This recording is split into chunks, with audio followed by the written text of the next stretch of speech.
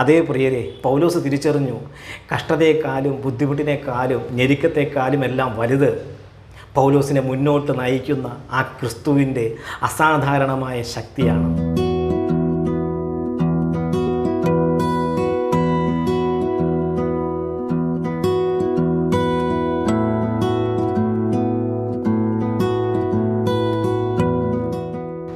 കർത്താവ് യേശുക്രിസ്തുവിൻ്റെ അതിപരിശുദ്ധമായ നാമം വാഴ്ത്തപ്പെടുമാറാകട്ടെ.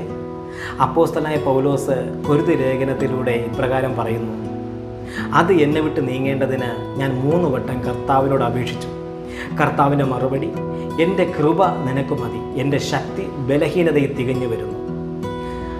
അതുകൊണ്ട് പൗലോസ് ഇപ്രകാരം പറയുന്നു: ആകയാൽ ക്രിസ്തുവിൻ്റെ ശക്തി എന്നിൽ ആവസിക്കേണ്ടതിന് അതിസന്തോഷത്തോടെ എൻ്റെ ബലഹീനതകളിൽ ഞാൻ പ്രശംസിക്കും.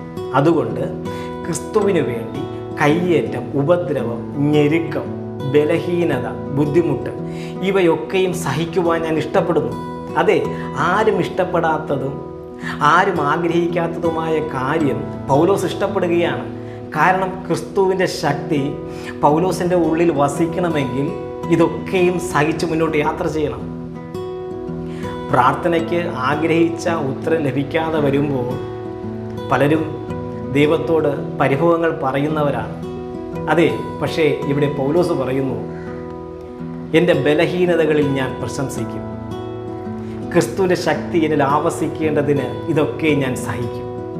അതൊക്കെയും സഹിക്കുവാൻ പൗലോസ് ഇഷ്ടപ്പെടുന്നു.